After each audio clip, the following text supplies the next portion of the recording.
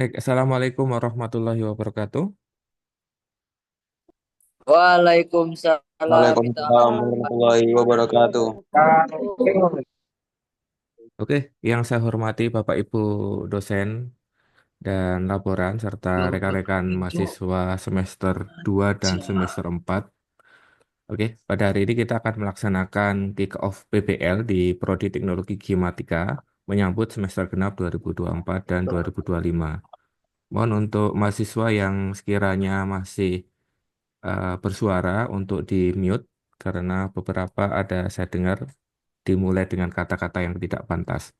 Oke, eh, jadi hari ini kita akan melaksanakan kick-off meskipun tadi pagi kita sudah mulai PPM-nya dan tadi untuk yang semester 4 juga sudah ada sharing session dengan Bapak Kaprodi Pascasarjana ITB yang cukup bermanfaat bagi kita semuanya dalam membuka wawasan awal di Prodi Teknologi Geomatika khususnya dalam pelaksanaan PPL. Pertama-tama saya mengucapkan selamat datang untuk mahasiswa semester 2 di Prodi Teknologi Informatika yang mulai semester ini kita akan melaksanakan full PBL ya. Kalau di sebelumnya teman-teman masih mengikuti PBL melalui mini PBL dengan backbone mata kuliahnya pengantar geomatika, tapi kalau untuk semester ini kita sudah masuk ke full PBL ya. PBL ini dijalankan pada kurikulum berbasis framework CDIO, ya, di mana kita ketahui semua bahwa teknologi geomatika ini juga sudah berakreditasi internasional, ya, APET ya. Oke, ini gambaran singkatnya, ya. Kalau yang untuk semester 2 itu kita melanjutkan apa yang sudah kita kerjakan di semester 1. Jadi semester 2 itu fokus PBL-nya, sorry, kok fokus PBL-nya adalah ke bidang terestris dan penyajian data atau informasi geospasial dasar atau IGD ya dalam bentuk peta digital untuk mencapai profil lulusan teknisi survei terestris dan teknisi kartografi. Jadi tahun pertama atau di semester yang kedua ini teman-teman menyasar kedua profil lulusan ya. Yang pertama sebagai teknisi survei terestris dan teknisi kartografi. Sebelumnya di semester 1 teman-teman sudah membuka cakrawala terkait prodi ini, teknologi geomatika, dan seharusnya teman-teman sudah bisa memahami apa itu IGD dan apa itu IGT ya. Nah, nanti di semester 2 ini kita masih fokus ke IGD ya, pengumpulan geospasial dasar untuk menyasar dua profil lulusan ini. Dan nanti mulai dari akuisisi data, processing sampai penyajian datanya itu dengan menggunakan pemetaan secara otomatis. Ya, transformasinya banyak yang berubah, tapi lebih ke menyasar ke dua profil ini. Sedangkan semester keempat adalah penerapan aplikasi kompleks di bidang geomatika, khususnya yang beririsan dengan perencanaan, pembangunan, dan pengembangan wilayah pesisir di kelautan untuk mencapai dua profil lulusan yaitu teknisi hidrografi dan surveyor kewilayahan. Kalau untuk semester 4 seharusnya teman-teman sudah punya pengalaman ya. Jadi naik turunnya PBL yang dijalankan selama 2 sampai 3 semester sebelumnya saya kira teman-teman seharusnya sudah matang. Sedikit evaluasi untuk yang semester 2 tahun lalu, angkatan 2023 itu relatif baik. Dalam arti kata apa? Karena semester 1 dilanjutkan di semester 2 dengan lingkup pekerjaan yang sama yaitu pengumpulan data geospasial dasar. Tapi masuk ke semester ketiga untuk menyasar profil lulusan SIG, PC, dan fotogrametri, teman-teman agak kebingungan nih membedakan apa itu IGD dan IGT ya. Jadi mana kita akuisisi data secara langsung di lapangan ataupun mengambil data sekunder ya. Sehingga harapannya di semester 4 tuh teman-teman sudah belajar dari semester sebelumnya. Semester 2 dan semester 3 Anda bisa membedakan apa itu data primer, apa itu data sekunder, dan beberapa mata kuliah yang sudah didukung dari semester 1 dan semester 3 ini nanti ada korelasinya di semester 4. Catatan khusus untuk mahasiswa yang mungkin mengikuti WMK di semester sebelumnya, eh, memang selama perjalanan semester 3 ikut dalam perkuliahan tapi tidak maksimal. Jadi nanti mungkin ada beberapa gap knowledge yang harus teman-teman kejar supaya nanti di semester 4 ini tercapai. Untuk mencapai dua profil lulusan, yaitu teknisi hidrografi dan surveyor kewilayahan. Tapi kita fokusnya ke kajian hidrooceanografi. Masuk lagi ke pengumpulan data dasar, yaitu akuisisi langsung di lapangan, yaitu akuisisi data terkait hidrooceanografi. Ya.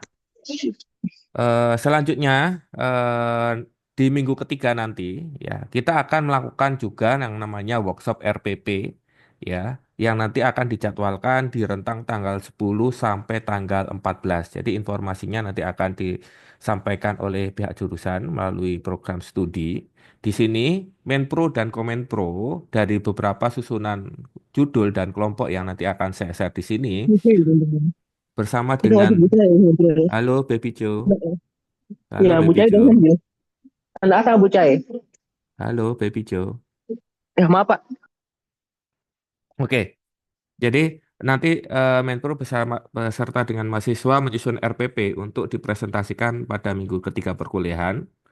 Dan jika memerlukan kejelasan dapat menghubungi pengusul proyek terkait atau dengan saya selaku KPS. Ya, jadi ini adalah time frame yang teman-teman harus sasar ya, di mana tanggal 10 sampai 14 adalah minggu di mana rekan-rekan akan mempresentasikan eh, rencana pelaksanaan proyeknya.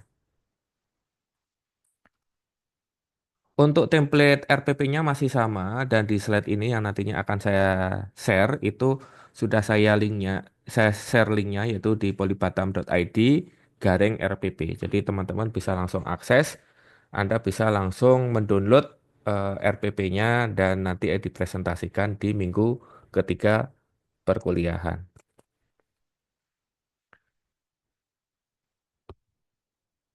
Oke, sedikit apa ya sebenarnya penyegaran awal terkait apa sih perbedaan pengerjaan proyek dan PBL ya. Jadi mungkin khususnya ya yang di semester 2 ya. Kalau di semester 4 saya kira sudah punya pengalaman sedikit banyak punya pengalaman dibandingkan semester 2. Nah, di semester 2 dua ini mahasiswa yang akan melaksanakan PBL pasti akan memiliki kebingungan. Ya, jadi sebenarnya berbeda antara mengerjakan proyek dan melaksanakan PBL. Perbedaan pelaksanaan PBL dengan metode belajar tradisional adalah seluruh proses dalam tahapan belajar mengajar itu dijalankan baik oleh dosen dan mahasiswa. Ya, ini contohnya yang sebelah kanan ini adalah mengerjakan proyek. Itu bisa dilakukan sendiri di rumah tanpa dosen dan tanpa perlu kolaborasi. Setiap proyek memiliki tujuan yang sama. Contohnya yang semester lalu, semester satu di survei tesis dasar, tujuannya sama melakukan pemetaan situasi kampus. Ya udah, semua kelompok menyasarnya di satu topik itu saja. Kemudian tidak bisa digunakan untuk menyelesaikan real world problem serta hasil proyek cukup diserahkan saja ya. Jadi proyek harus diserahkan ke pengajar. Ini berbeda dengan PBL, di mana dalam PBL itu memerlukan panduan dosen dan kerjasama tim. Kemudian akan ada banyak variasi pilihan dan ide ya. Jadi untuk mencapai tujuan, misalnya kita dari Poltek mau ke Nagoya Hill gitu ya, ada banyak jalan menuju ke sana. Anda bisa menggunakan berbagai alternatif jalan itu sampai menuju ke Nagoya Hill dengan tanpa mengubah lingkup dan tujuan dari PBL Anda. Ya. Kemudian yang berikutnya bisa menghasilkan solusi untuk menyelesaikan real world problem serta produk dipresentasikan ke publik termasuk orang di luar kelas ya. Jadi nanti produknya hasil PBL itu mengapa harus selesai? Kalau yang lalu selesai nggak selesai hasilnya bagaimana orang nggak ada yang tahu. Tapi sekarang produk itu harus selesai ya sehingga nanti ada presentasinya baik di mid report ataupun di final report. Oke, jadi PBL itu ibarat kata seperti konsep wheel cycle ya. Jadi seperti ibarat kita sedang menaiki sepeda yang panjang gitu ya, yang terdiri dari beberapa pedal ya. Kalau teman-teman bermain di Ocarina itu banyak yang nyewain itu ya. Jadi kalau satu orang saja yang menggerakkan pedal itu akan berat. Jadi kalau misalnya yang di sini yang bekerja hanya dosen, yang dia menggerakkan pedal sedangkan mahasiswa yang lain hanya menunggangi sepeda tersebut, dia akan berat dosennya. Contohnya gimana? Pada mahasiswa deadline tanggal ini, tanggal tinggal ini, tapi mahasiswanya pasif, ya nggak akan selesai PBL-nya. Maka harus ada kerjasama antara Menpro ya dan juga mahasiswa-mahasiswa yang menjalankan PBL ini. Dalam pelaksanaan PBL ada banyak sekali problem, masalah, kemudian akan ada beberapa pertanyaan yang akan dihadapi dan juga perlu adanya evaluasi sehingga sepeda itu tidak hanya dapat digerakkan pada suatu lintasan dikayuh oleh dosen sebagai mentor dan mahasiswa, tapi juga dijaga keseimbangannya supaya sepeda yang Anda jalankan itu sesuai dengan lintasannya, tepat waktu, sampai garis finish tanpa terjatuh. Nah, seperti itu. Sehingga karena kita proses pembelajarannya adalah project based learning, jadi pembelajaran berbasis project, di mana ketika Anda menjalankan project itu ada beberapa pengetahuan yang baru, Anda harus mengkonfirmasi, Anda harus bertanya dan berdiskusi kepada menpro dan dosen pengajar terkait teknis pelaksanaan PBL-nya, ya. Jadi ibarat teman-teman disuruh memasak suatu masakan tertentu, tapi Anda belum pernah nyobain, belum punya pengalaman untuk memasak masakan tertentu tersebut, ya Anda harus bertanya dulu, riset dulu, studi banding dulu kalau perlu, berdiskusi dengan menpronya, kemudian kita baru bisa melakukan eksekusi. Dan tentu saja ada tantangan dan dukungan dalam pelaksanaan PBL.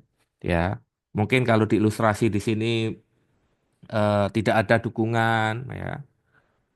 Namun fasilitasnya terpenuhi itu kan saling apa namanya, saling kontradiksi ya. Nah, teman-teman harus tetap mempertahankan sepeda ini supaya dia bisa mencapai sebuah target tersebut meskipun ada tantangan yang melingkupinya. Nah, dalam pelaksanaan PBL ini, kita menggunakan metode pembelajaran atau metode CDIO yang memiliki 4 tahapan yang harus dilalui step by step secara berurutan antara lain adalah conceive atau memahami, di mana pada tahap ini proses yang dilakukan adalah memahami kebutuhan apa saja yang diperlukan untuk proyek. Tahap awal yang biasa dilakukan adalah membuat atau menghasilkan ide proyek. Berarti teman-teman bersama Menpro menyusun RPP project. Selanjutnya, di proses desain atau merancang, pada tahap ini proses yang dilakukan adalah membuat atau menghasilkan desain berupa sketsa atau gambar yang mendeskripsikan proyek serta mengidentifikasikan bagian-bagian yang diperlukan dari proyek. Yaitu di sini kita menyusun perancangan proyek di mata kuliah backbone-nya. Kemudian tahap yang ketiga, implement atau menerapkan. Pada tahap ini proses yang dilakukan adalah menerapkan sketsa atau gambar proyek. Transformasi desain menjadi produk, diikuti pengujian dan validasi. Dan yang terakhir adalah operate atau menjalankan, di mana pada tahap ini proses yang dilakukan adalah menjalankan atau mengoperasikan proyek yang dibuat berdasarkan implementasi sebelumnya. Melakukan evaluasi untuk memantau kemungkinan perbaikan atau pengembangan proyek ke depannya. Ya. Jadi kalau misalnya kita menggunakan pendekatan CDIO, menggunakan framework ini, maka pelaksanaan mata kuliah backbone ya menggunakan pembelajaran berbasis proyek dengan implementasi framework CDIO, yaitu kurikulum berbasis proses pengembangan produk yang menekankan pada pengembangan soft skill dan hard skill, di mana mata kuliah backbone mendefinisikan secara teknis proyek yang dikerjakan, capaian, dan proses pengerjaan secara keseluruhan. Ya, jadi teman-teman mulai dari conceive ya, membuat apa namanya proposalnya, kemudian Anda bikin bisnis plan kalau ini berkaitan bisnis, tapi kita fokusnya adalah ke technical. Kemudian Anda mendesain rencananya bagaimana, pembiayaannya bagaimana, terutama yang di semester 4 ya, karena kita akan melaksanakan PBL di luar kampus, sehingga di mata kuliah aplikasi geomatika ini harus diterapkan. Kemudian bagaimana gambar kerjanya, algoritma untuk penyelesaiannya bagaimana. Kemudian implement masuk ke manufacturing atau production sampai dengan testing dan validation. Kemudian yang terakhir kita masuk ke operate ya. Operate di sini berarti teman-teman adalah melakukan deliver dari hasil proses atau step sebelumnya, CDI, kemudian Anda dilakukan pengolahan dengan apa pendekatan teknis sehingga Anda bisa melakukan deliver hasil produk informasi geospasial yang Anda buat.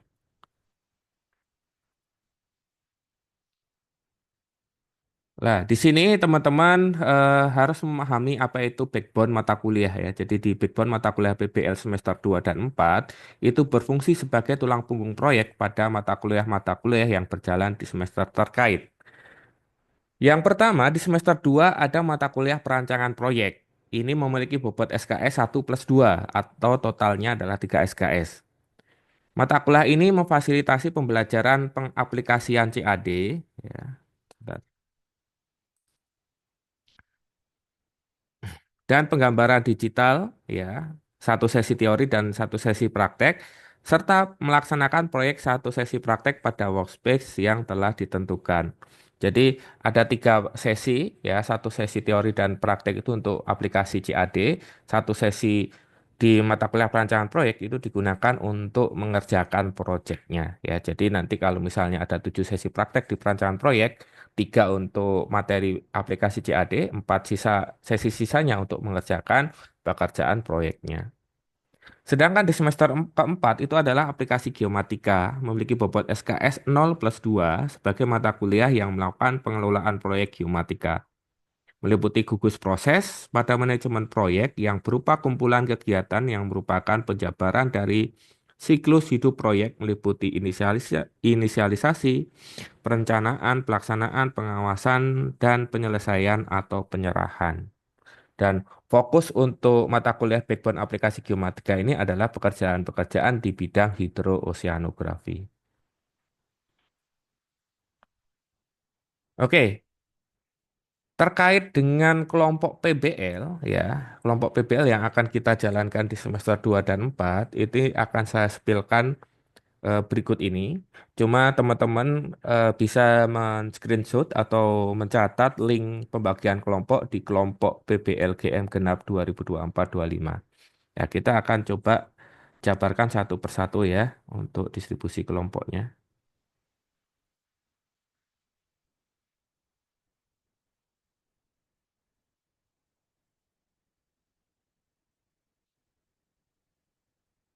Oke, kelihatan ya. Nah, saya mau menjabarkan yang kelompok 2 ya. Jadi setiap judul PBL itu berbeda antara satu kelas dengan kelas yang lain. Contohnya kalau semester 2 ini ada 5 kelas, maka setiap kelas itu memiliki judul PBL yang berbeda-beda ya. Misalnya, kelas A ini adalah kelas yang akan menjalankan topik penelitian saya ya, yaitu terkait analisis uji beban jembatan Barelang atau jembatan lain menggunakan total station atau GNSS ya. Kemudian kelas B itu menjalankan proyek internal dengan judul Rencana Pekerjaan Galian dan Timbunan pada elevasi benchmark GM1. Kemudian kelas C itu menjalankan proyek dengan judul Pemetaan Situasi Skala 1:500 Kampus Poli Batam beserta dengan pengukuran profil memanjang dan melintang. Ini nanti menpronya dengan Pak Sudra dan komenpronya Pak Gufron. Kemudian di kelas malam A itu ada pemetaan utilitas kampus Poli Batam dengan profil memanjang dan melintang menggunakan waterpass. Dan yang di kelas B malam itu adalah pemetaan dan pemodelan kampus Poli Batam 2024. Nah, ini nanti menpronya dengan Pak Oktavianto ya. Jadi setiap kelas ini dibagi menjadi 3 kelompok ya. Jadi kelompok 1, 2, 3 untuk kelas A ya. Ini kelas A ini nanti kepada Minpro ya, pada saya sendiri berarti ya. Nanti saya perlu men-set ketua kelompoknya ya, ketua kelompoknya untuk nanti ketua kelompoknya menginvite anggota kelompoknya di masing-masing judul PPL. Kemudian di kelas B ini saya agak lupa ketukar-tukar ya. Ini kelas B ini main pro-nya siapa nanti silakan dicek di siap PPL nanti saya share juga saya update di distribusi angkut kelompoknya di sini. Menpro-nya siapa. Di sini juga dibagi menjadi tiga kelompok, tapi melanjutkan kelompok dari kelas A, yaitu kelompok 4, 5, dan 6. Ya, jadi nanti pada Menpro kelas B dengan judul Rencana Pekerjaan Galian dan Timbunan pada Elevasi Benchmark GM1 bisa men-set masing-masing ketua kelompok dari setiap kelompok di kelas B. Begitu juga untuk kelas C, ya, kemudian kelas A malam dan kelas B malam. Ya. Mungkin ada beberapa yang warna-warni seperti ini. Kalau yang warna merah ini itu tidak melakukan daftar ulang seperti Stefaniko, Putri, Rizky, Karisma, dan mungkin ada eh, anggota kelompok yang lain yang sekiranya mahasiswanya sudah nggak aktif, silakan diinfokan lagi ke kami, bisa ke saya ataupun ke Pak Gufron, ya, untuk menghapus data kelompoknya dari daftar kelompok ini. Pemberitahuan yang kedua adalah untuk yang saya warnai apa namanya magenta dan hijau muda. Ini adalah mahasiswa-mahasiswa yang terlibat di PKM dengan mahasiswa semester 4. Sehingga mahasiswa-mahasiswa ini seperti Valentino, David, dan Nessie atau Messi ya? Nessie ya. Nessie itu ikut sebagai anggota PKM namun tetap melaksanakan PBL di angkatannya. Ya. Jadi tujuan kenapa PKM tahun ini dilakukan lintas angkatan supaya ada regenerasi, ya. Jadi ada semester 4 melibatkan semester 2. Cuma di semester 2, meskipun dia menjadi anggota PKM, dia tetap ikut aktif dalam menjalankan PKM-nya, ya. Tapi juga ikut aktif juga di dalam pelaksanaan PBL semester 2. Jadi ada dua taks. Taks pertama menjalankan PBL di semester 2 dan satu taks lagi adalah menjalankan PKM yang bersamaan dengan semester 4. Ini kasusnya berbeda dengan mahasiswa semester 4. Saya share semester 4 ya. Jadi untuk tahun ini memang sangat berwarna PBL di Prodi Geomatika. Saya sangat senang sekali karena ada banyak sekali request baik dari dosen, dari riset dosen, penelitian dosen, sampai dengan PKM yang diajukan oleh mahasiswa. Saya pertama-tama saya memberikan apa namanya ucapan terima kasih dan apresiasi yang sebesar-besarnya untuk Bapak Ibu dosen dan juga mahasiswa. Untuk yang semester 4 ini mungkin bisa eh, diperhatikan ya karena ini agak sedikit unik dibandingkan tahun-tahun sebelumnya. Karena untuk semester ini berjalan 8 topik PBL ya di semester 4. Yang pertama itu adalah yang tadi saya singgung pada saat sharing session dengan Pak Dudi ya tentang climate change impact to SSHE in Gulf of Thailand. Ini adalah riset salah satu dosen kita yang yang sedang melanjutkan studi S3.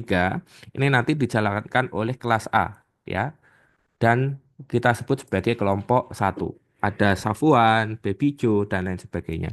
Ini nanti dimentoroi oleh Bu Cai. Jadi minta tolong Bu Cai untuk men-set salah satu ketua dari kelompok ini untuk di-set di siap PBL, kemudian nanti ketua kelompoknya menginvite anggota-anggota yang lainnya sesuai dengan pembagian ini. Kemudian yang kedua, itu adalah pemetaan batimetri untuk merencanakan kolam pelabuhan di perairan X Batam. Perairan X ini karena pengajuan judulnya adalah sebelum kita survei di lapangan sehingga kita sudah menentukan X-nya di sini adalah Tanjung Piayu ya. Jadi ini juga dikerjakan oleh dua kelompok kelas A ya. Ada yang dari Agung Wibowo dan kelompoknya Afriliano, masing-masing kelompok 2 dan 3. Kemudian ada lagi PBL pertimbangan alur pelayaran kapal tradisional di perairan X Kota Batam ini dieksekusi oleh kelas B ya. Masing-masing dijalankan oleh kelompok 4, 5, dan 6. Jadi masing-masing apa namanya mahasiswa yang nanti di-set sebagai ketua kelasnya mohon menginfokan ke Menpro-nya gitu ya untuk di-set di siap PBL.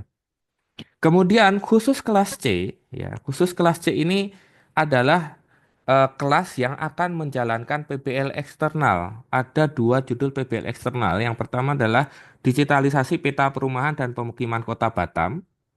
Ini PBL eksternal dengan Dinas Perakimtan. Kemudian ada PBL eksternal dengan berupa pekerjaan stake out piling BW Data Center Nongsa. Ya, ini perusahaan yang dijalin kerjasamanya adalah PT LKS. Ya, jadi nanti ini akan menjalankan PBL eksternal. Kemudian untuk kelas malam itu menjalankan proyek dengan judul Perencanaan Posisi Dermaga Baru di Perairan X di Kota Batam. Ya, jadi ada tiga kelompok, masing-masing kelompok 10, 11, dan 12. Serta yang dua terakhir adalah kelompok PKM. Yang pertama adalah mitigasi bencana longsor di Pulau Batam, yaitu pemetaan daerah rawan longsor dengan pendekatan penginderaan jauh dan SIG. Untuk kelas A dan kelas B adalah pemodelan transportasi karbon biru di ekosistem bakau dengan integrasi data multispektral dan hidrodinamika kelas C. Oke, silakan dicermati dulu sebelum kita break dulu 1 menit ya.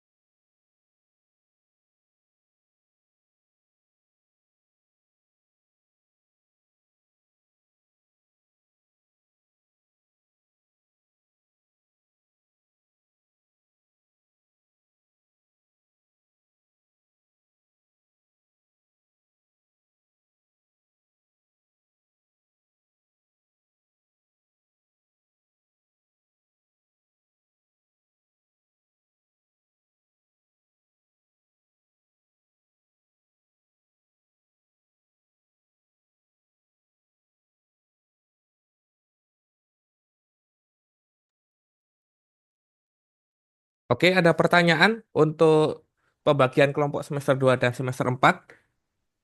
Mas Rofi boleh bertanya? Oh, boleh, silakan Bu Cai. Boleh naik lagi Mas ke judul kelompoknya Pak Rofi. Eh, yang 78, yang kelas C. Oke, nih. Kelas C. Nah, tadi kan di bawah yang kelompok 9, 13, 14 tetap ikut PBL di PIAYU ya. Yang Mm-mm. 78 bagaimana ya? 78 ikut juga kan ya? Iya, ikut juga. Oh gitu. Oke, karena yang di bawahnya itu tulisannya kelompok 9, 13, 14. Iya, Tadi. Oke, itu saja konfirmasinya. Terima kasih Pak. sama-sama Bu Cai. Teman-teman yang lain mungkin ada pertanyaan? Silakan. Jadi karena di PBL semester 4 ini menyasar di dua profil lulusan, yaitu teknisi survei hidrografi dan juga surveyor kewilayahan, di mana tema pekerjaan PBL kita itu arahnya ke hidrooceanografi, jadi ada beberapa judul yang di luar dari lingkup hidrooceanografi seperti PBL eksternal dan juga PKM, maka mereka tetap ikut melaksanakan pekerjaan lapangan di Piayu. Jadi untuk yang tadi yang ditanyakan oleh Bu Cahe, yang PBL eksternal kelompok 7 dan 8 ini juga tetap ke lapangan. Sedangkan PBL eksternal yang di PT LKS, ya, 5 mahasiswa ini, dan juga 3 mahasiswa di PKM kelompok 13 dan 3 mahasiswi di kelompok PKM 14 ini akan bergabung. Jadi kelompoknya Fikri, kemudian Elsa dan Mailan ini nanti bergabung di satu kelompok di PBL yang akan kita jalankan di Piayu, ya. Jadi nanti ada beberapa kelompok besar yang akan bergabung. Nah, seperti itu.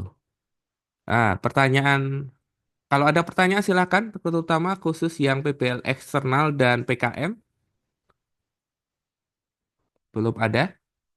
Ini Pak, Oke, silakan. Siapa namanya? eh, izin Pak, saya kan kelompok PKM Pak. Jadi saya masih kurang ngerti untuk penerapannya selama perkuliahan itu bagaimana Pak? Dikarenakan kan Pak PKM kami sendiri udah selesai. Jadi Mm-mm. apakah kami hanya mengerjakan output mata kuliah atau bagaimana Pak? Ya, tetap mengerjakan output mata kuliah. Jadi untuk PBL-nya gak usah diselesaikan, gak usah dikerjain lagi atau gimana Pak? Ya, dikerjain.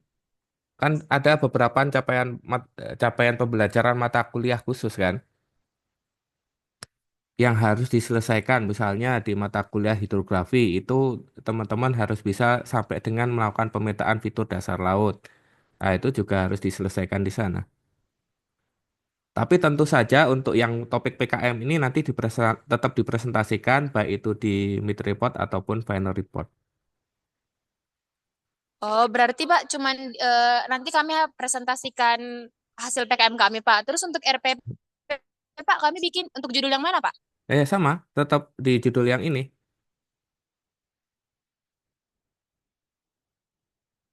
Tetap Baik, terima kasih Pak. karena gini, salah satu mata kuliah yang berjalan di semester 4 yaitu perencanaan wilayah pesisir itu berkaitan juga dengan mitigasi. Nah, itu nanti akan dimatangkan lagi di perkuliahan tersebut dan tentu saja ada keberlanjutan dari mata kuliah selanjutnya. Memang ada banyak sekali judul PKM yang masuk, ya ada sekitar 8. Namun saya melihat dari PKM yang sudah berjalan itu tidak saya approve atau dalam arti ini adalah PKM mandiri. Ada PKM yang saya kira sedikit berbeda dengan semester 3 yang bisa dijalankan untuk PBL terpisah di semester 4. Sehingga untuk semester 4 ada 2 PKM mahasiswa yang saya approve. Meskipun nih misalnya yang mitigasi bencana longsor ini sudah selesai klaim dari Elsa, tapi kan nanti di med reportnya akan kita lihat apakah sesuai atau tidak. Seperti itu ya, Elsa ya. Baik Pak, terima kasih Pak. Oke, ada pertanyaan lagi, silakan, Baby Jo. At- Ya, izin bertanya, Pak. Ya, Izin. silakan, Di Baby Jo. kelompok satu itu salah satu teman kami yang bernama Salsa sedang cuti, Pak. Salsa. Ini ya. Salsa Bila. Ya, oke. Jadi kalau untuk ini kemarin sudah dikonfirmasi juga sama Pak Ghazali ya. Jadi nanti mungkin Pak Ghazali bisa melakukan editing lagi ya di daftar kelompok ya, Ghazali ya.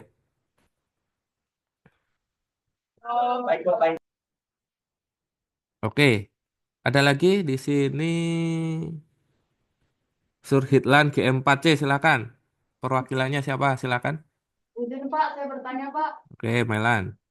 Ini Pak, saya masih bingung Pak untuk PKM. Soalnya Mm-mm, Pak, kan PKM ini Pak ada pendanaannya ya Pak. Dan mm-mm. untuk takutnya Pak, campur itu Pak, ini kan belum tentu lolos Pak untuk PKM kami Pak.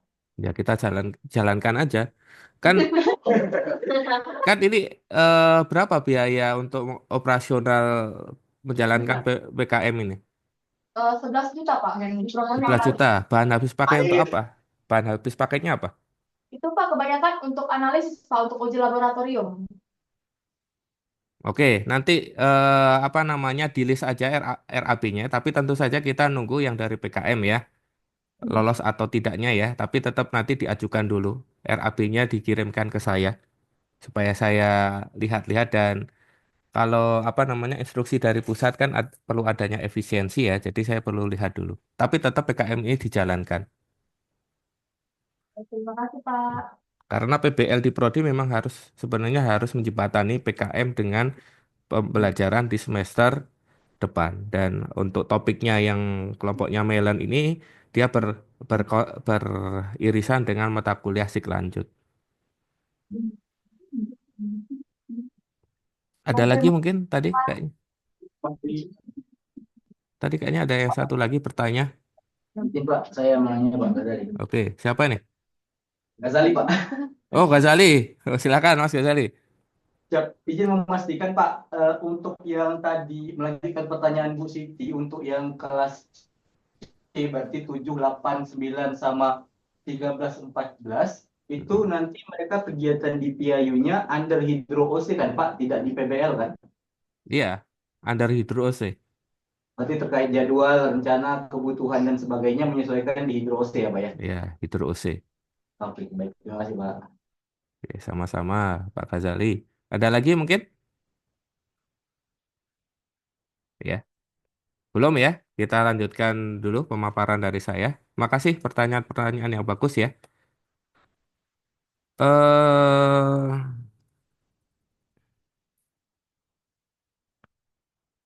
Oke, yang berikutnya adalah pelaksanaan PBL ya. Saya jelaskan dulu untuk yang semester 2. Ini ada 4 PBL yang dilaksanakan di kampus dan 1 PBL yang dilaksanakan di luar atau di jembatan ya. Jadi kalau untuk eksekusi minggu pertama ini tetap kita jalankan dulu di kampus ya.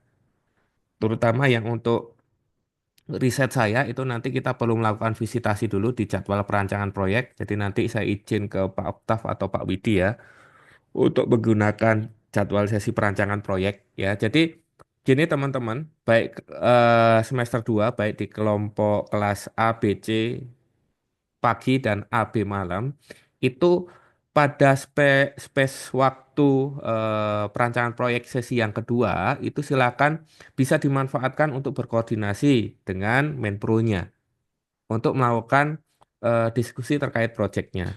Tidak harus dilaksanakan pada setiap minggu, tapi harus ada koordinasi. Misalnya kita itu akan menjalankan PBL apa, kemudian akan dibawa kemana PBL kita. Karena berbeda dengan yang pernah teman-teman lakukan di semester satu. Di semester satu kan minggu pertama dijelaskan 14 minggu itu kalian melakukan A, B, C, D. Tapi kalau sekarang enggak, ruang lingkupnya berbeda setiap kelasnya atau setiap judul PBL-nya berbeda dan harus ada pemahaman dulu sampai 3 minggu pertama menghasilkan RPP project-nya itu kita mau ngapain. Seperti itu ya. Jadi ini adalah time frame yang harus teman-teman perhatikan. Kemudian mana? Sorry, hang.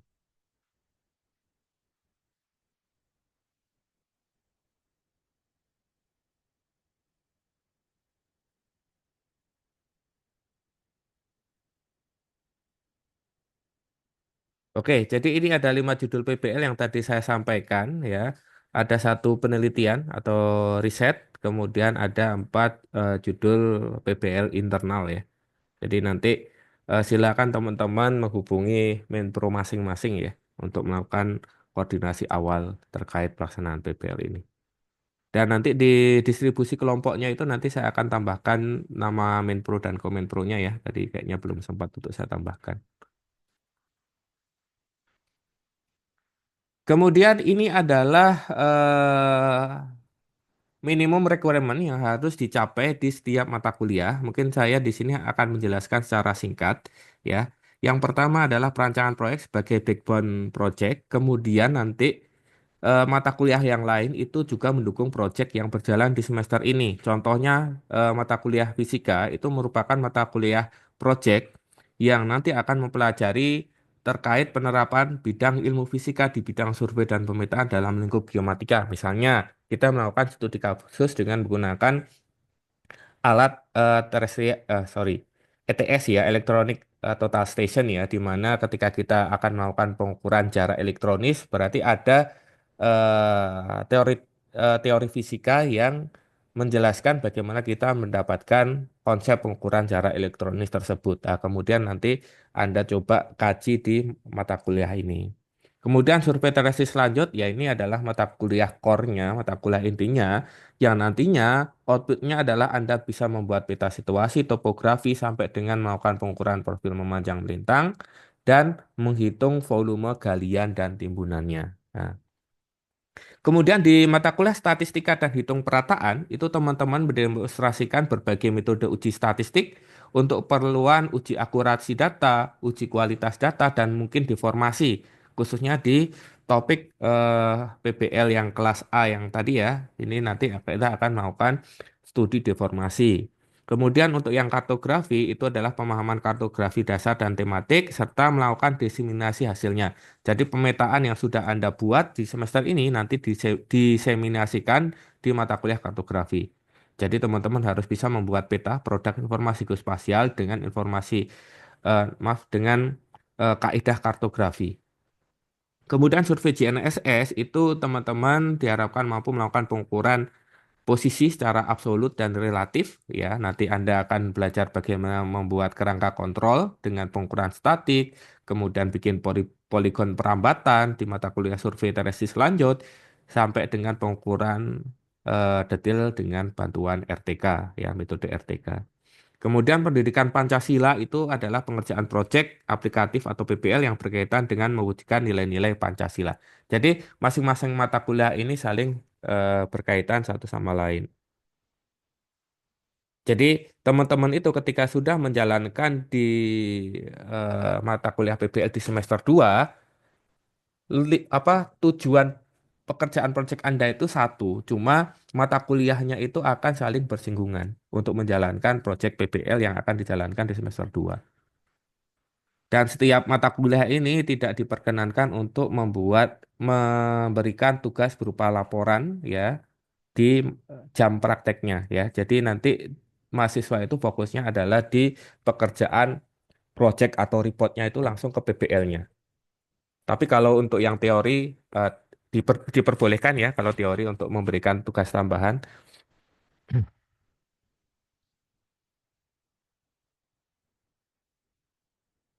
Kemudian untuk pelaksanaan PBL yang semester 4 ini berbeda dengan yang di semester 2 karena memang ada satu bagian yang teman-teman tuh harus ke lapangan atau ke Tanjung Piayu ya. Kita agendakan di minggu ke-6 sampai minggu ke-7 itu nanti kita akan melaksanakan PBL di Piayu. Dan setelah itu kita akan melaksanakan ATS, online presentation, kemudian implement and operate dan offline presentation di pertengahan akhir bulan Juli tahun 2025. Kemudian untuk pelaksanaan PBL di Tanjung Piayu ini berbeda dengan tahun lalu ya meskipun tempatnya sama tapi objek yang dikaji itu berbeda ya. Ini nanti kita akan laksanakan selama 3 atau 6 hari kerja ya. Jadi yang pertama itu kita fokusnya ke pengukuran survei batimetri ya. Di mana teman-teman sudah dapat basic knowledge di semester lalu di mata kuliah survei hidrografi dasar. Bagaimana melakukan pengamatan pasut, mengukur batimetri sampai dengan koreksi kedalaman, koreksi posisi sampai bikin peta batimetri. Ya, kemudian di hari yang kedua itu Anda melakukan pemetaan fitur dasar laut. Ini adalah capaian mata kuliah di survei hidrografi lanjut ya, di mana teman-teman nanti menggunakan peralatan yang cukup lengkap, yaitu side scan sonar dan lain sebagainya. Kemudian di hari yang ketiga, Anda melakukan pemetaan hidrooceanografi ya. Jadi banyak sekali hal-hal yang dilakukan kajian berkaitan dengan oceanografi di hari yang ketiga ini. Ya, jadi teman-teman nanti di hari ketiga itu banyak menggunakan alat oceanografi ya, seperti yang pernah diuji cobakan oleh Zaki dan teman-teman pada beberapa waktu lalu di Biayu. Dan dari beberapa mata kuliah inti ini, ada juga mata kuliah yang juga melakukan akuisisi data di lapangan, seperti survei rekayasa. Survei rekayasa itu nanti melakukan updating koordinat dari BM yang sudah ada di sana, kemudian transfer elevasi untuk koreksi tinggi nanti, dan juga melakukan membuat 3D model dari dermaga di sana. Nah, seperti itu. Nah, ini ada 8 judul PBL di semester 4. 4 judul pertama ini berkaitan dengan topik hidrooceanografi. Jadi ada riset yang tadi satu judul, kemudian ada 3 PBL yang berkaitan dengan kajian hidrooceanografi di perairan Tanjung Piayu.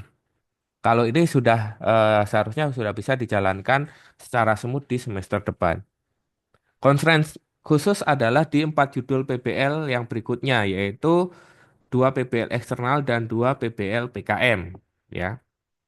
Di sini PBL eksternal kita harus melakukan apa namanya bertemu dengan klien. Nanti saya mungkin memilih beberapa mahasiswa untuk saya ikutkan ke dalam diskusi dengan klien untuk membahas tentang proyek yang akan dijalankan terkait digitalisasi peta perumahan dan pemukiman Kota Batam. Kemudian yang kedua adalah melakukan pekerjaan stakeout peeling data center. Ini juga nanti PBL-nya Pak Widi ya. Jadi nanti saya koordinasi dengan Pak Widi apakah ini berjalan atau tidak untuk semester depan yang nantinya berkaitan juga dengan capaian pembelajaran mata kuliah di setiap mata kuliahnya.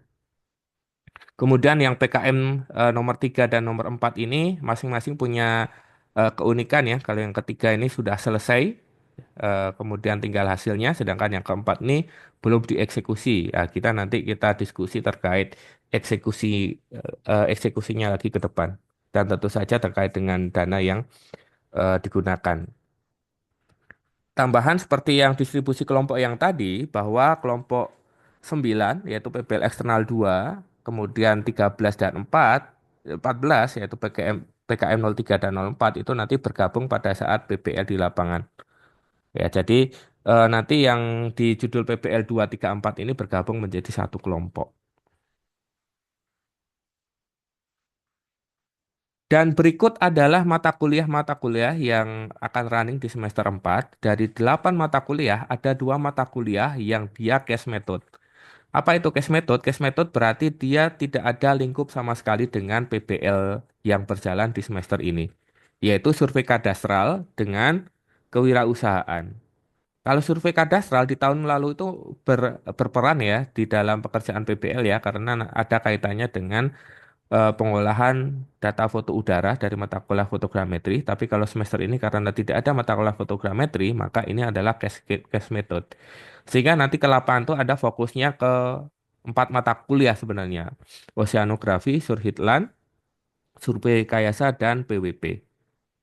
Nah, di sini saya akan menjelaskan secara ringkas minimum requirement setiap mata kuliahnya, ya. Aplikasi geomatika sebagai backbone. Jadi ini melanjutkan materi teknologi geomatika yang semester lalu sudah Anda dapatkan, tapi belum dieksekusi dengan baik, ya. Mulai dari penjadwalan, perancangan, proyek, penyusunan RAB, mitigasi, analisis risiko, dan lain sebagainya. Nah, ini nanti harus dieksekusi secara real, ya. Kemudian oceanografi cukup jelas, kemudian hidrografi lanjut, survei hidrografi lanjut itu kelanjutan dari survei hidrografi dasar di mana ada kelanjutan berupa analisis fitur dasar laut. Kemudian survei rekayasa nanti arahnya ke survei rekayasa di wilayah pesisir, transfer elevasi dan pemetaan dengan TLS. Kemudian untuk pengelolaan wilayah pesisir itu mendemonstrasikan berbagai kasus pengelolaan wilayah pesisir, ya, serta menyusun strategi dalam mencegah terjadinya macam-macam ancaman bahaya di wilayah pesisir. Nah, ini juga akan banyak berkaitan dengan PKM-nya Elsa ya. Jadi nanti PKM-nya Elsa itu nanti harus bisa memfasilitasi ini. Kemudian untuk sik lanjut ini arahnya adalah ke MCDM atau Multi Criteria Decision Making dalam menyelesaikan masalah berbasis spasial. Nah, ini akan banyak berkaitan dengan PBL-nya kelas C, kelompok 7 dan kelompok 8, PBL eksternal dengan Prakintan, dan juga PKM-nya yang kelas C juga yang topiknya Melan ya. Sehingga untuk yang PBL eksternal dan juga PKM karena jauh dari capaian profil lulusan teknisi survei hidrografi, maka harus mencapai capaian mata kuliah tersebut, yaitu oceanografi, survei hidrografi lanjut itu harus tetap aktif untuk menggali capaian-capaian apa yang diperlukan untuk menyelesaikan mata kuliah tersebut.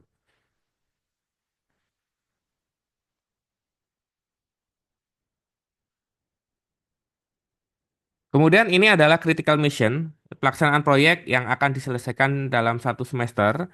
Di 3 minggu pertama, Menpro dan Kominfo bersama dengan tim mahasiswa nyusun RPP untuk dipresentasikan dan disubmit ke SIAP PBL. Ya, jadi ingat harus disubmit ke SIAP PBL, harus di-approve oleh Menpro-nya dan yang nanti mensubmit ke SIAP PBL-nya adalah Menpro gitu ya. Jadwal presentasi di kisaran rentang tanggal 10 sampai tanggal 14. Kemudian untuk yang ATS presentasi daring, ya, di sini ATS PPL dilaksanakan secara daring sinkron. Mahasiswa wajib on cam dan menggunakan pakaian rapi dan sopan atau berkemeja. Jika menggunakan kaos atau semacamnya, maka tidak diizinkan untuk join. Kemudian untuk yang tahap akhir, di akhir Juli itu adalah AAS. Itu teman-teman harus menyelesaikan laporan akhir dan presentasi luring. Di sini AAS PPL dilaksanakan secara luring seperti sidang TA. Mahasiswa menggunakan jas alma mater yang dihadiri oleh Menpro, Komenpro, dosen pengampu, laporan yang mengajar, serta klien dan dipresentasikan dalam bahasa Inggris karena bahasa Inggris merupakan aspek skill utama yang harus dijalankan di PPL dengan framework CDIO ini.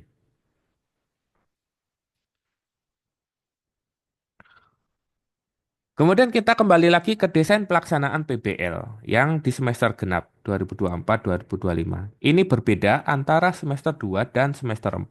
Saya jelaskan satu persatu ya. Untuk yang semester 2 itu ada mata kuliah perancangan proyek di sebagai backbone dan mata kuliah lain. Untuk perancangan proyek yang tadi saya sampaikan ada 3 SKS meliputi 1 SKS teori dan 2 SKS praktek. 1 SKS teori dan 1 SKS praktek itu digunakan untuk mengerjakan aplikasi CAD dan penggambaran digital, sedangkan 1 SKS praktek itu dikerjakan untuk pengerjaan PBL di jadwal perancangan proyek. Jadi pengerjaan PBL-nya masih masuk di dalam jadwal perancangan proyek.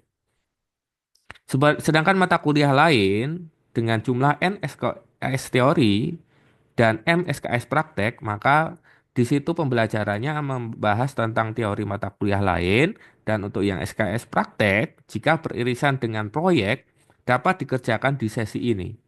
Jika tidak, maka praktek untuk mencapai capaian pembelajaran mata kuliah tersebut. Contohnya, misalkan di minggu pertama proyek belum berjalan, maka kita melaksanakan praktek sesuai dengan materi yang ada di learning. Misalnya nih di survei tesis lanjut nih, minggu pertama melakukan setting job dan centering. Project belum berjalan berarti Anda tetap praktek nih di mata kuliah Surterland. Kemudian minggu kedua sudah mulai ada gambaran praktek. Misalnya kelas B melakukan pengukuran poligon. Ya udah Surterland itu sudah langsung masuk ke pengukuran poligon. Mungkin kelas A belum masuk nih, belum masuk materi sih. Jadi kelas A ini masih ngikutin materi praktek yang ada di perkuliahan. Jadi, bobot pembelajaran Anda yang semester 4 selama 14 minggu itu akan selalu penuh, ya. Penuhnya itu kalau dia itu beririsan dengan proyek, maka di jadwal prakteknya itu mengerjakan proyek. Kalau tidak sesuai proyek, maka dia akan mencapai capaian pembelajaran mata kuliah. Sehingga di sini dosen pengampu atau dosen koordinator, mohon maaf, itu tetap harus memberikan fasilitas materi praktek untuk setiap minggunya. Seperti itu. Karena setiap kelas itu kan berbeda materi proyeknya. Kemudian untuk semester 4 ini berbeda, ya. Semester 4 ini adalah aplikasi Geomatika 0+2. Jadi ada 2 SKS praktek itu digunakan untuk pengerjaan PBL. Lebih ke bagaimana Anda melakukan manajemen proyek. Kemudian untuk pengerjaan proyek secara teknisnya itu teman-teman bisa menggunakan jadwal PBL dari jurusan. Biasanya itu diblok dalam 1 hari atau 2 kali setengah hari untuk setiap kelasnya. Ya, misalnya kelas A. Kelas A ini kosong 4 sesi di hari apa dengan hari apa. Kelas B kosong di hari apa. Kelas C ada kosong di hari apa yang diblok untuk mengerjakan PBL. Sehingga teman-teman itu bisa melakukan pengerjaan proyeknya di sesi-sesi itu. Jadi clear ya. Jadi aplikasi Geomatika untuk pengerjaan PBL dan juga fokusnya ke manajemen proyek, sedangkan jadwal PBL dari jurusan itu digunakan untuk pekerjaan eh, PBL secara menyeluruh. Sedangkan peran mata kuliah yang lain nanti ada NSKS teori dan MSKS praktek. Terjadi penyesuaian. NSKS teori itu jumlah sesinya sama, 2 SKS ya, tetap 2 SKS. Tapi kalau SKS praktek, misalkan ya, sik lanjut itu kan 2 SKS praktek itu bobotnya adalah 7 sesi. Tapi di jadwal itu hanya 4 sesi.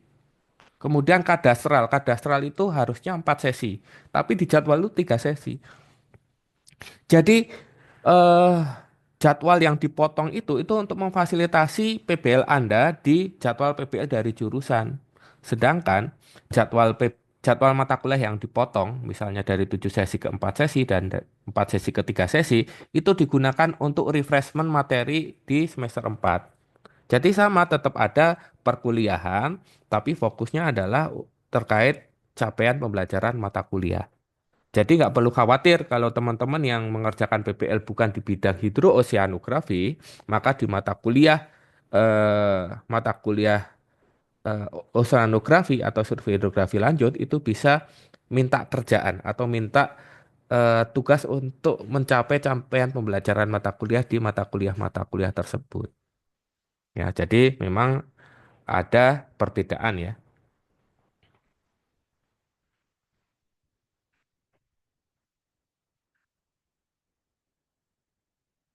Kemudian luaran proyek PBL ini juga ada 7. Yang pertama adalah slide presentasi dalam bahasa Inggris, kemudian video. Ketika Anda ingin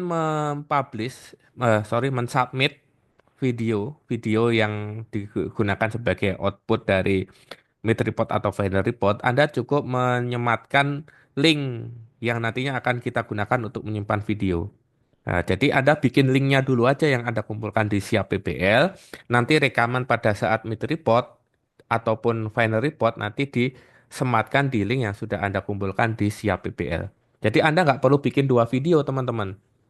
Nggak perlu bikin video di awal dan pada saat rekaman mid report dan final report. Cukup rekamannya itu yang kita sematkan di link video yang sudah Anda submit di Siap PBL.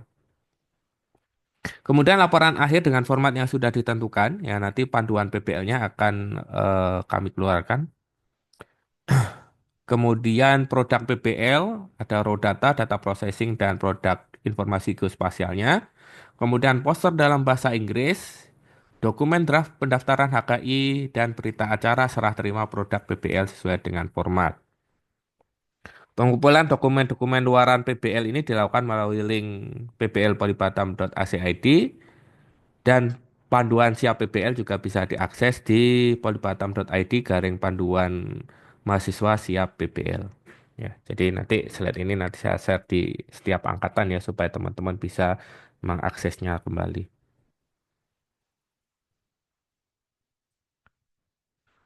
Untuk komponen penilaian itu juga kita lihat dari berbagai jenis penilaian, mulai dari learning skill, life skill, literasi skill, presentasi laporan, dan mata kuliah khusus. Di sini manajer proyek, oke, silakan di mute. Rafli Rinaldi, halo Rafli Rinaldi. Oh, saya mute paksa aja lah. Oke, jadi setiap mata kuliah ini itu presentase penilaian terhadap proyeknya berbeda-beda. Jadi manajer proyek itu berkontribusi sebanyak 10 sampai dengan maksimal 40% pada penilaian PPL.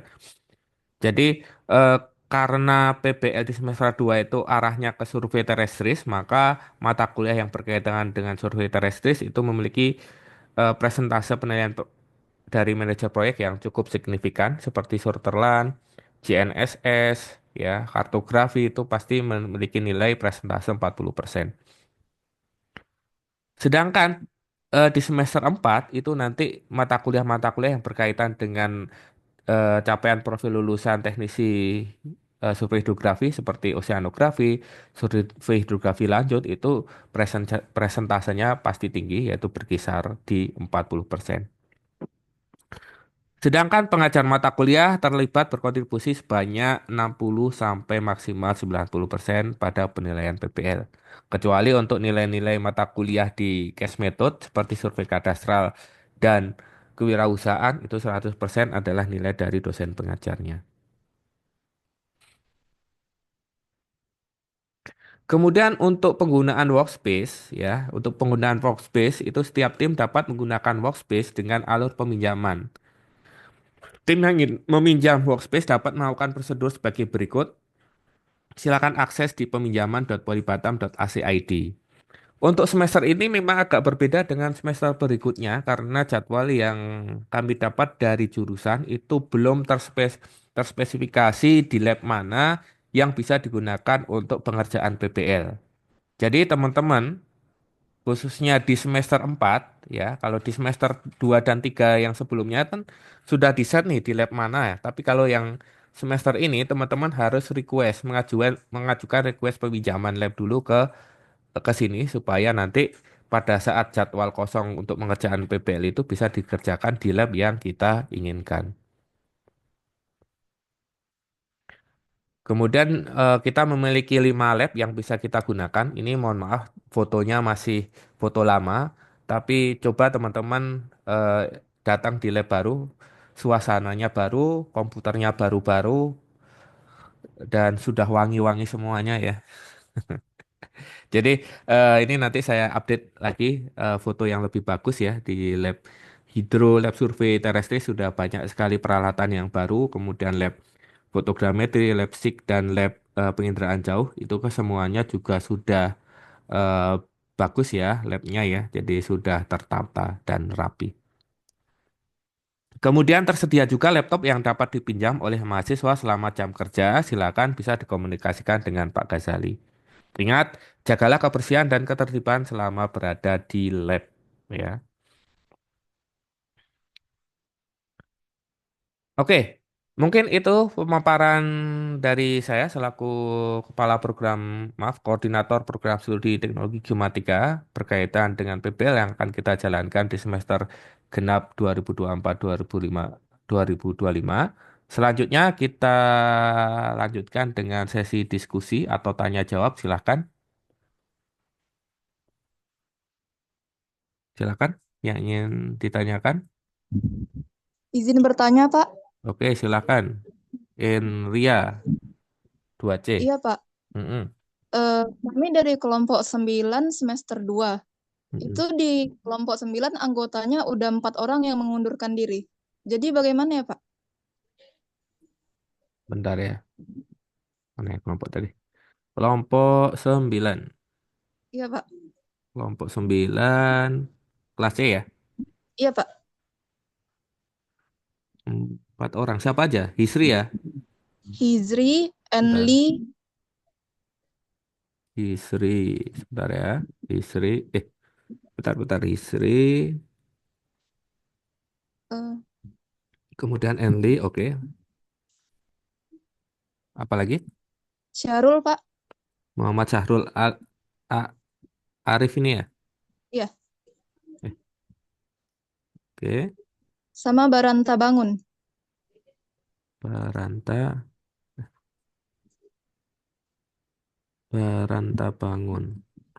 Oke. Eh, Oke, nanti saya update ya. Jadi kemungkinan ada berapa ini? Berarti sekarang 1, 2, 3, 4, 5, 6 mahasiswa ya. Iya, Pak. Jadi ada kemungkinan dua anggota di kelompok 7 masuk ke kelompok 8 dan nanti ada tiga mahasiswa dari kelompok 8 yang masuk ke kelompok 9. Saya tandain dulu ya. Ini, Iya, Pak. oke, kemudian ini. Oke, nanti saya update ya. Oke. 1, 2, 7, 8. Bentar, saya ngitung dulu. Oke. Deh, silakan ada lagi? Mungkin? Silakan. Siapa? Pak, Oke, mungkin di raise hand aja ya. Silakan. Pak izin tanya Pak. Oke, siapa ini? Pak nama saya sudah ada Pak. Siapa? Nabil ya? Bukan ya? Oh, Patrick ya? Jaringan saya atau jaringan mereka, Mas? Oke, yang lain dulu mungkin sambil nunggu jaringan si kawan ini aktif dulu. Oke, silakan ditanyakan biar sebelum kita ketok palu nih, Pak, termasuk. izin tanya, Pak. Oke, Nabil, silakan Nabil. Nama saya nggak ada, Pak. Nabil, Iya, Pak. nggak ada ya? Nggak ada, Pak. Nanti lapor ke Mas Gufron ya. Kamu Iya, kelas Pak. C kan? Iya, Pak. Nabil, ya, Nabil ya. Oke, oke, terima kasih Mas Nabil. Iya, Pak. Nanti dikirimkan aja nama sama NIM-nya ya ke Pak Gufron ya. Iya, Pak. Makasih, Pak. Sama-sama. Yang lainnya mungkin ada yang ditanyakan? Silakan Muhammad. Oh iya Muhammad. Arif Rizky. Izin bertanya, Pak. Oke, silakan Arif. Ini saya ingin bertanya dari PBL kelompok 12 kelas malam, Pak. Mm-mm. Ini Kak Claudensia Adinda Julia lagi ngambil cuti, Pak. Claudensia kelompok berapa berarti? 12 ya? Kelompok 12, Pak. Claudensia cuti. Bentar ya. Oke, masih bisa jalan lah ya. Iya. Nah, malah seimbang tuh. Anggota kelompoknya sama rata tuh. Waduh. Pak. Sama aja berarti Arif ya. Ya, Oke, makasih infonya Arif. ya, Pak. Ada lagi mungkin yang lain? Se- Boleh menanyakan tentang anggotanya, kelompoknya, atau yang lain sebagainya, silakan. Kita selesaikan sampai jam 4.15 ya, ada 7 menit lagi. Dari kelasnya Surhitlan G4 ya, ada yang ditanyakan?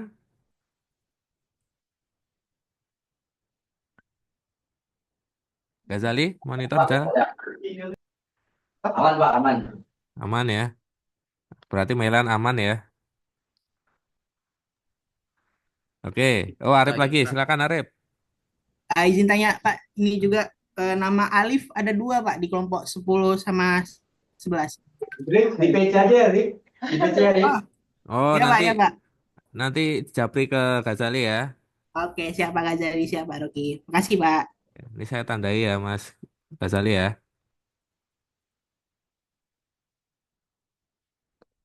Tadi kemarin tuh saya cuma mindah Ari Wibowo, kok Arif Agung Wibowo ya. Oke, ada lagi mungkin? Dua pertanyaan terakhir sebelum saya akan tembak satu-satu di setiap kelasnya nih.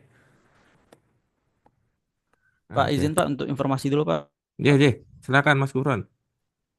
Oke, izin Pak Faruqi ini untuk informasi updating ya untuk lab komputer kita yang ada di kampus, Oh iya. terutama di lantai 5. Hmm. Seperti yang sudah disampaikan tadi sama Pak Faruqi ya, ada penambahan untuk unit komputer baru. Di lab RTF 51 itu ada 24 unit ya komputer baru. Di 52 itu ada 30 unit plus satu untuk instruktur ya. Jadi ada 30 unit baru. Di 54 itu ada penambahan 13 unit dan ada 17 unit yang apa ya, unit PC yang lama. Tapi dengan eh, kemampuan itu yang masih bisa untuk digunakan gitu. Jadi silakan digunakan unit PC-nya dengan bijak nanti. Terutama nanti dengan menaati peraturan-peraturan yang telah ditetapkan oleh kampus ya. Terutama yang pertama yang sering saya temukan semester lalu itu adalah membawa makanan dan minuman ke dalam lab. Nah, itu tolong untuk semester ini itu diperhatikan. Termasuk termasuk itu botol-botol minuman kemasan. Itu juga tidak boleh. Pengecualiannya cuma satu, itu tumbler yang bisa menahan apa ya, embun. Intinya itu adalah tidak ada air keluar dari botol minumannya. Kalau botol-botol minuman kemasan itu masih, jadi tidak boleh dibawa ke dalam. Terutama nanti makanan, snack dan lain-lain. Itu tidak boleh dibawa ke dalam lab. Yang kedua itu yang sering saya temukan juga itu apa ya? Listrik. Itu jangan mencabut sesuatu yang telah terpasang. Itu sering kali itu dicabut. Terutama UPS. Nah, itu yang menyebabkan UPS-nya itu sering bunyi di lab itu gara-gara itu dicabutin eh, instalasi listriknya. Itu jangan dicabutin. Yang selanjutnya itu merapikan komputer dan kursi setelah selesai menggunakan. Saya sering kali setiap saya pulang malam itu saya merapikan dulu lab-labnya. Nah itu tolong apa ya, self service, silakan dirapikan sendiri ketika setelah selesai menggunakan ya. Terus selanjutnya itu untuk penggunaan software, terutama di PC baru. PC baru kalau ada yang sudah mengecek komputernya, itu aplikasinya itu masih minimal ya. Jadi eh,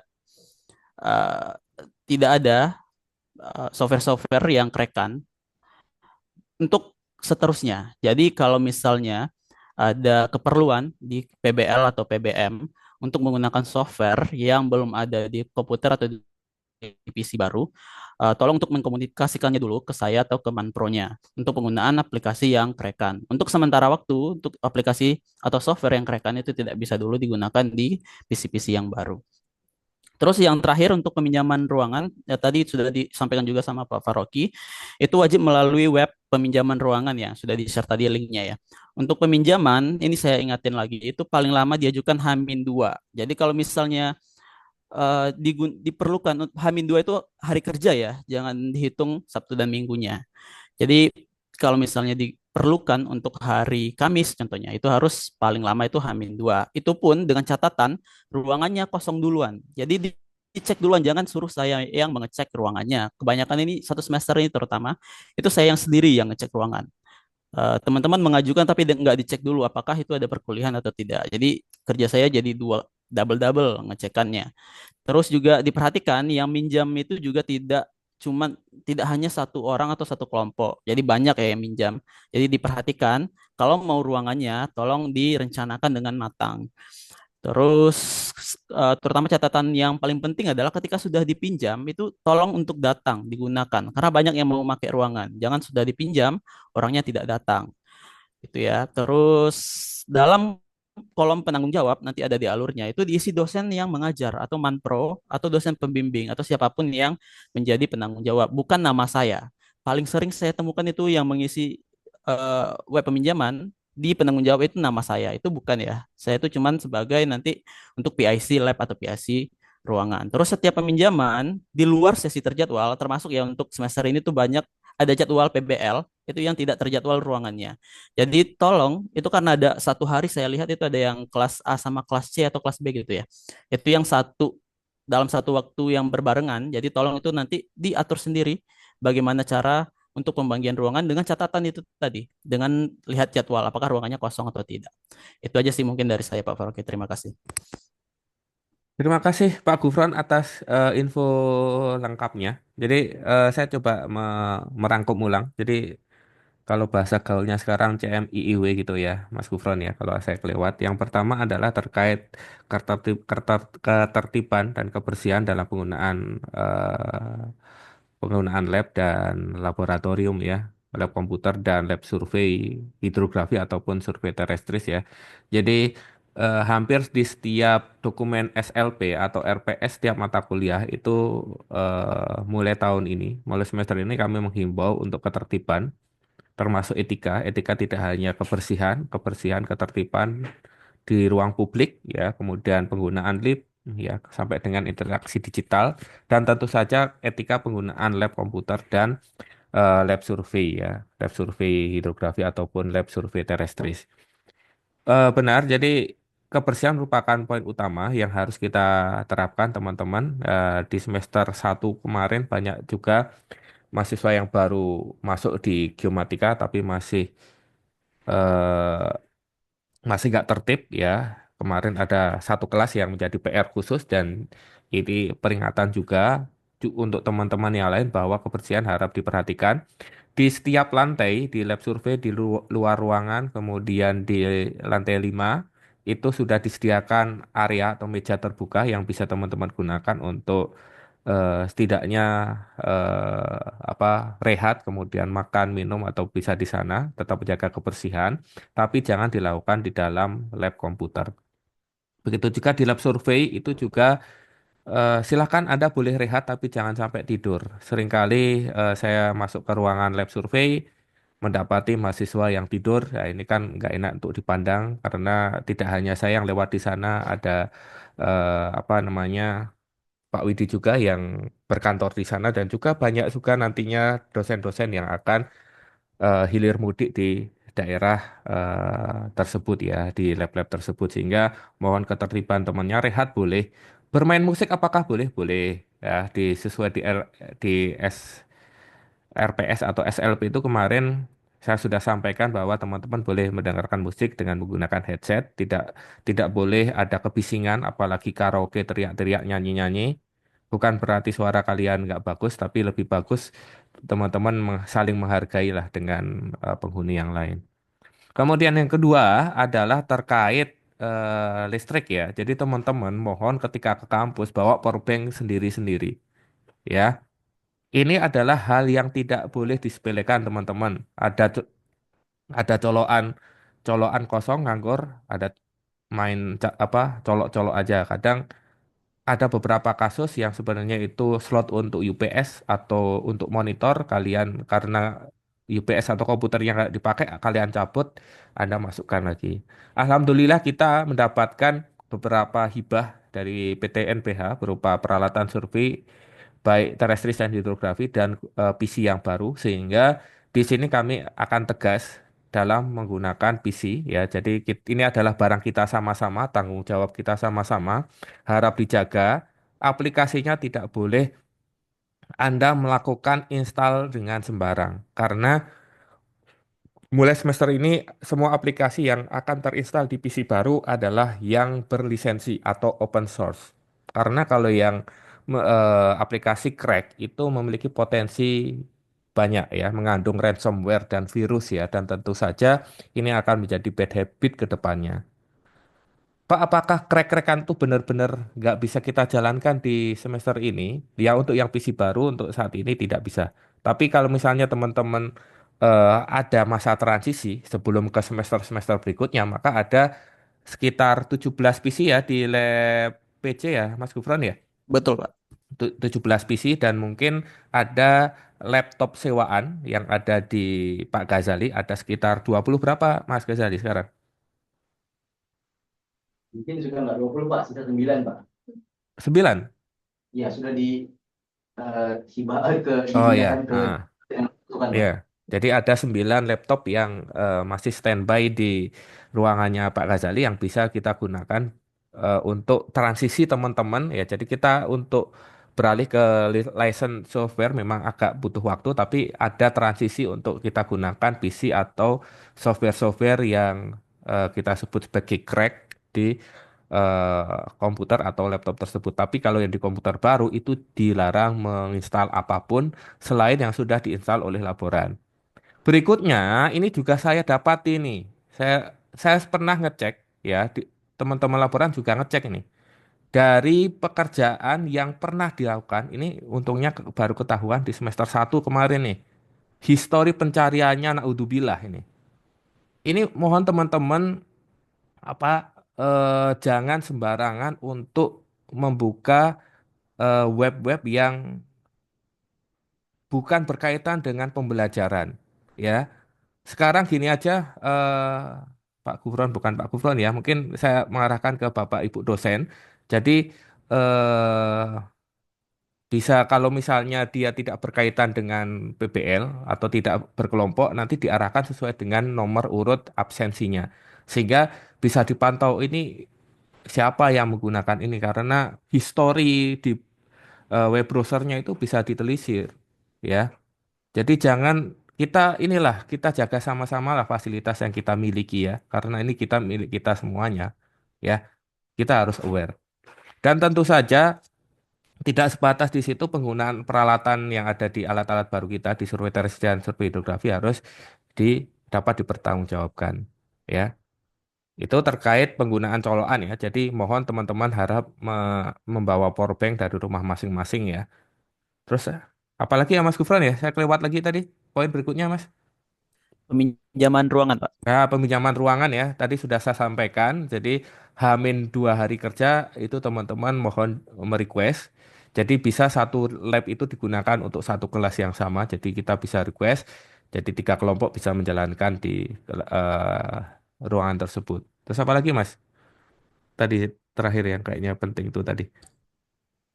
Jadwal PBL yang untuk semester ini, yang semester 4 ya Pak, itu kan nggak Hmm. ada dijadwalkan ruangan. Udah. Nah, itu udah Pak. Yang penting sih tadi itu, paling Oke. sering itu Hmm. yang ini Pak. Kolom penanggung jawab itu Oh minta iya tolong ya. dosen yang bertanggung jawab dan bukan nama saya ya.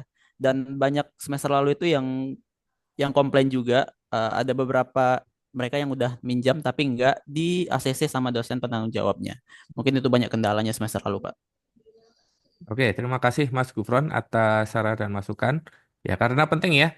Jadi kami tetap akan menegakkan prinsip SP1 sampai SP3 sesuai dari aturan lab ya. Karena memang eh, kita harus bersyukur ya.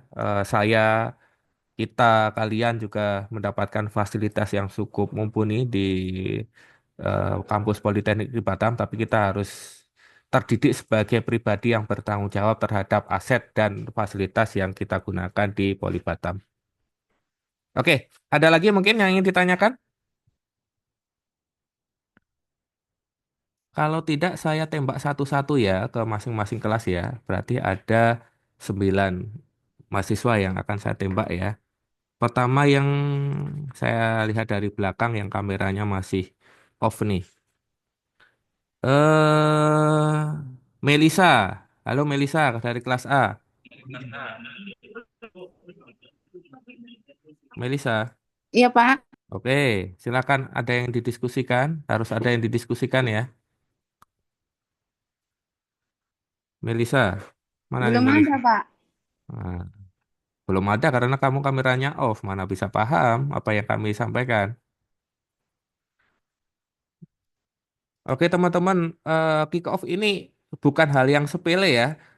Jadi nggak kayak kayak pertandingan bola. Pertandingan bola itu kalau nggak ada kick off nggak akan mulai-mulai gitu ya. Jadi jangan dianggap sepele. Saya selalu menyampaikan ke teman-teman bahwa setiap aktivitas di prodi itu merupakan hal yang penting ya, termasuk kick off ini. Jadi Melisa tadi masih nggak ada pertanyaan ya. Oke, saya coba tembak yang kelas B ya, yang kameranya mati aja biasanya bingung mau nanya apa gitu ya. Aurel, nah, Aurel Nautika, silakan Aurel Nautika. Ini biasanya kalau kameranya mati bingung juga. Aurel Nautika, nah kan no lab kan? No lab, bahasa gaulnya no lab. Kelas C, kelas C, sepantauan saya. Oh, Eliska, monitor Eliska.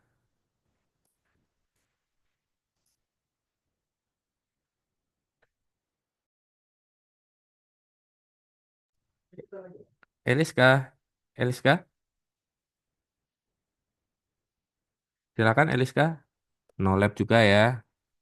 Aduh nih, bibit-bibit nih, bibit-bibit nih. Oke, kelas A malam nih, kelas A malam saya, kelas A malam itu saya nggak apa lah namanya ya. Patrick aja Patrick, ada Patrick? Halo Patrick, ada nggak yang namanya Patrick? Siapa Mas Gufron biasanya yang kelas A? Oh Husnul aja, Husnul join nggak Husnul? Husnul Khotimah, mana nih Husnul? Ya, Pak. Nah ada yang ingin didiskusikan Husnul? Oh, belum ada, Pak. Soalnya tadi saya terlambat join, Pak. Oh, ya, udah tahu kelompoknya dengan siapa? Belum, Pak. Oh ya, nanti diserahkan dicari sendiri ya. Saya ke Ya, Pak. kelas B aja ya. Kelas B itu ke yang kelas B itu ke siapa ya? Maka. Silakan Maka. Halo Maka. Apakah ada Maka? Nggak hadir ya.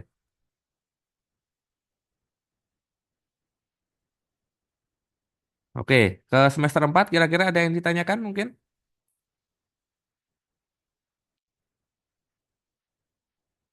Udah aman ya, Mas Gusali ya dari kelas C. Kelas A, kelas B aman ya. Dan kelas malam mungkin kelas ini Claudine. Ada saran dan keluhan nggak? Claudine ada nggak? Join nggak Claudine nih? Join Pak. Oh, ya, aman ya Claudine ya. Iya Pak. Ya, ianya agak iya itu ya. Oke, saya kira cukup demikian. Sebelum saya tutup, mungkin minta tolong Mas Rizky Widi untuk apa namanya mengomando untuk melakukan dokumentasi kegiatan hari ini. Oke, siap Pak Rocky. Oh, monggo silakan semuanya diaktifkan kameranya sebelum kita tutup ya. Kayaknya ada 7 sesi pemotretan nih, woi, karena ada 7 slide ya. Bang Wid, yang kami harus besar ya, yang kami. Tak, tak bisa kayaknya nih khusus nih, nggak bisa. Nanti kebanyakan nanti. Oke, wait ya. Ini slide pertama ya. Kita foto. Satu. Saya belum aktif rupanya. Oke. Satu, dua, tiga. Oke, satu. Wait, wait, wait.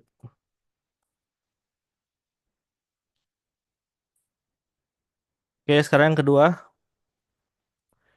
Slide kedua, satu, dua, tiga. Oke, wait.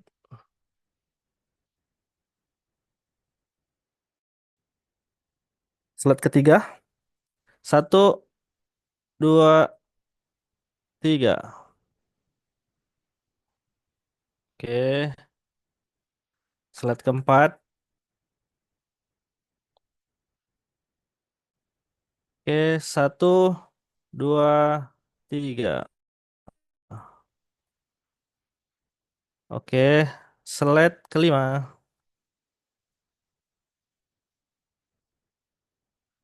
Satu, dua, tiga.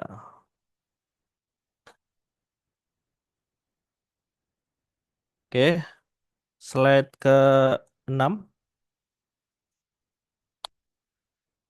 Satu, dua, tiga.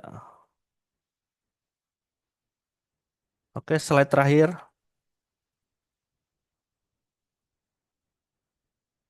Satu, dua, tiga. Oke, mungkin cukup Pak Rocky, udah semua. Oke, terima kasih Pak Widi atas bantuannya untuk melakukan dokumentasi hari ini. Mungkin saya cukupkan sekian. Terima kasih rekan-rekan atas atensi dan partisipasinya. Mohon maaf jika dalam penyampaian ada hal-hal yang mungkin kurang berkenan atau menyinggung perasaan rekan-rekan. Mohon dimaafkan. Dan harapan saya semoga rekan-rekan selalu senantiasa diberikan kesehatan dan sukses selalu. Saya akhiri, wassalamualaikum warahmatullahi wabarakatuh. Selamat sore. Waalaikumsalam. Selamat sore Pak. Terima kasih. Assalamualaikum warahmatullahi wabarakatuh.